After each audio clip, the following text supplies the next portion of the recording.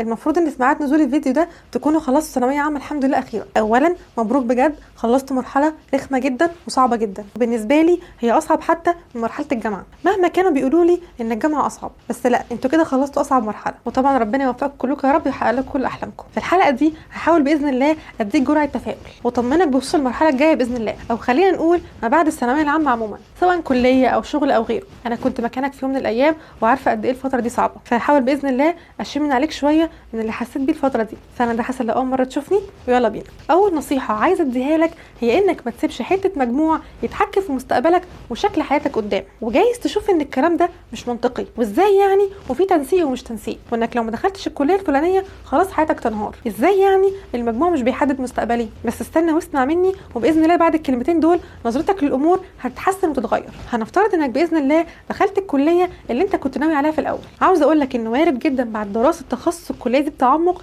تحس انه لا، مش هو ده اللي انت عاوزه، او تلاقي نفسك مش حابه ومجبر تكمل فيه، او تلاقي شغفك راح لدراسه حاجه تانية قد تكون قريبه او بعيده عن التخصص بتاعك. انا كنت في هندسه وقابلت ناس كتير جدا ما كانتش حابه تكمل في الهندسه بعد التخرج، وبالفعل في ناس كتير اعرفهم اشتغلوا في حاجات بعيده شويه او كتير عن التخصص بتاعهم. يعني اعرف اللي حب مجال الجرافيك ديزاين واشتغل فيه، وفي اللي حب مجال الموارد البشريه او الاتش ار وبالفعل بقى اتش ار في شركه من الشركات، وفي اللي كمل الهوايه اللي بيحبها من زمان وبقى فنان بيرسم ورسمه ما شاء الله تحفه. الامثله كتير جدا، واللي عاوزه اوصله لك من الامثله دي انك احيانا بتبقى شايف الصوره من بره بتلمع وجميله، لكن لما تدخل جوه الاحداث بتعمق وارد تحب تكمل، وارد لا، وارد تحب المجال اكتر وتبقى عاوز تطور نفسك فيه اكتر واكتر، وارد لا، وارد شغفك يروح لحته تانية خالص. فالمجموع جايز يحطك في اول طريق معين، لكن مش ضروري ولا انت مجبر تكمل الطريق ده للنهايه، ومش عيب خالص انك تختار انك ما تكملوش للنهايه. بالعكس، قمه الشجاعه والنضج انك تعترف انك مش عاوز تكمل في سكه معينه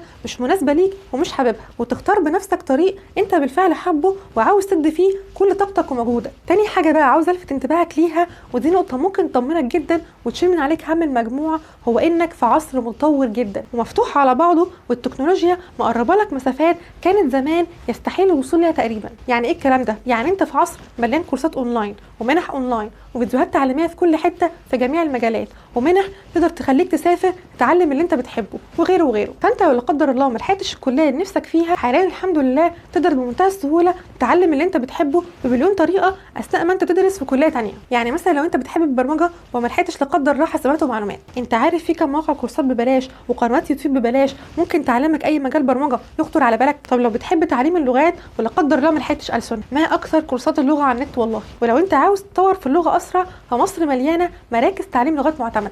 اللي عايزه اقوله لك ان الدنيا بقت ابسط بكتير جدا عن الاول، ولما اي حد يقول لك ان الثانويه العامه مش نهايه المطاف تقتنع فعلا انها مش نهايه المطاف، بل عاوزاك تحمد ربنا على مدى السهوله اللي التعليم وصل لها. انت حرفيا ممكن تتعلم اي حاجه وقت ما انت حابب ببلاش كمان. والنقطتين دول هياخدونا لمعضله بنمر بيها للاسف كتير قوي، وهي معضله ان طالما كده كده شغفي مش في الكليه دي، اللي يخليني اكمل فيها وتعب ومرمطه ومذاكره حاجه ما بحبهاش، طب ما اسيب الكليه. التفكير بالطريقه دي يبان من بره انه منطقي، بس اكبر غلط ممكن تعمله في حياتك انك تفكر بالطريقه دي. ليه؟ هضرب لك مثال عشان اقدر اوصل لك اللي في دماغي. دلوقتي انت واحد كان نفسك تبقى مبرمج، والتنسيق وداك لكليه تجاره، انت بتبقى شايف ان المجالين في اتجاهين مختلفين تماما، والحقيقه ده مش صحيح. العلم اللي هتاخده من كليه تجاره بنسبه 99.9% هيفيدك في الكارير شيفت للبرمجه باذن الله. ليه؟ تخيل انك شغال على مشروع معين معتمد على البرمجه، اي مشروع برمجه، المشروع ده انت محتاج تبيعه، ولو بعته حلو هتكسب من وراه مبلغ وقدره. تخيل بقى ان مهاره التسويق والبيع والتخطيط الجيد للمشروع ده ودراسه جدوى ومكاسب المشروع من الاول خالص من المهارات اللي انت بتتعلمها اصلا في كليه تجاره. يعني حرفيا انت بقى معاك خبره برمجيه وخبره كمان في مجالات زي التسويق والمبيعات والتخطيط. تقدر تقول لي حد بالمواصفات والمهارات دي مين يقدر ينافسه اصلا؟ انت بقيت مميز عن غيرك وعندك مهارات مش موجوده عند غيرك تقدر تنافس بيها اجدعها ومبرمج. ده غير انك بمهارات كليه تجاره ممكن تفتح شركه في مجال البرمجيات مثلا وتديرها. انت معاك الخبرتين، البرمجه واداره الاعمال. تخيل بقى مدى قوتك. وعايز اسالك سؤال، تفتكر شركه عملاقه زي جوجل مثلا ناجحه بس عشان المبرمجين اللي فيها؟ لا طبعا، في قسم تسويق ورا افكار اعلانات جوجل، وقسم مبيعات يقدر يبيع خدمات جوجل للناس، وقسم حسابات يقدر يظبط ميزانيه جوجل وغيره وغيره. كل مجال من المجالات اللي حواليك دي الناس بتستفيد منها، والشغل فيها لا يقل اهميه عن الشغل التكنيكال. مثلا لو انت بتعرف تعمل اقوى مشروع بس مش عارف تبيعه، قول لي ايه لازمه المشروع. انا عايزاك تحط كذا حاجه في بالك. اولا، ربنا لما وضعك في مكان معين وضعك فيه لسبب. فكر ليه ربنا حطك في المكان ده. المشكله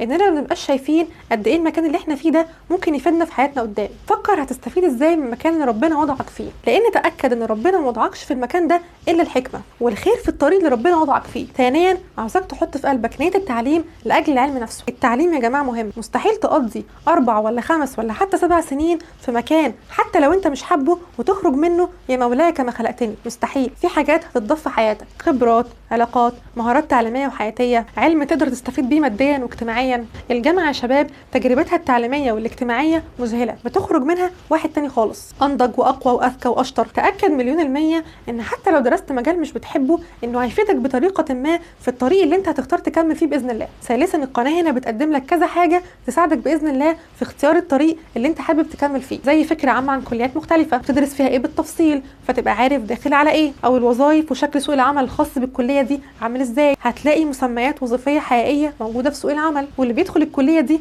يقدر يتخرج منها يشتغل ايه بالتحديد، ونصايح كمان للتطوير في المجالات دي، غير سلسله الكارير شيفت والصناعات اليدويه المختلفه والسلسله التكنولوجيه اللي بتقدم لك اخبار عن اخر التطورات التكنولوجيه اللي ممكن تاثر على شكل سوق العمل قدام، ومن خلالها ممكن تعرف تدرس ايه تنمي بيه مهاراتك بحيث تقدر تواكب سوق العمل باذن الله وتبقى قوي ومحدش قادر ينافسك. واخيرا، الكليه مش بتصنع القاب ولا برستيج. العلم اللي هتديه لك الكليه ومهاراتك اللي انت هتطورها هم اللي بيدوك مكانه اجتماعيه وعلميه محترمه. فما تخليش فقاعه زي فقاعه المجموع او كلمه كليات قمه تاثر عليك وعلى حياتك وعلى مستقبلك. انت بس توكل على الله كده وسيبها لله وما تقلقش، كله خير باذن الله، وتاكد ان كل حاجه هتبقى تمام التمام. وما تنساش تاخد لفه كده في القناه تشوف فيها مجالات مختلفه وتاخد فكره عنها، ولو حابب اي حاجه اتكلم عنها قولي تحت في الكومنتات باذن الله وهعمل لك ليها حلقه مخصوص باذن الله. واشوفك باذن الله في حلقات جديده. والسلام عليكم.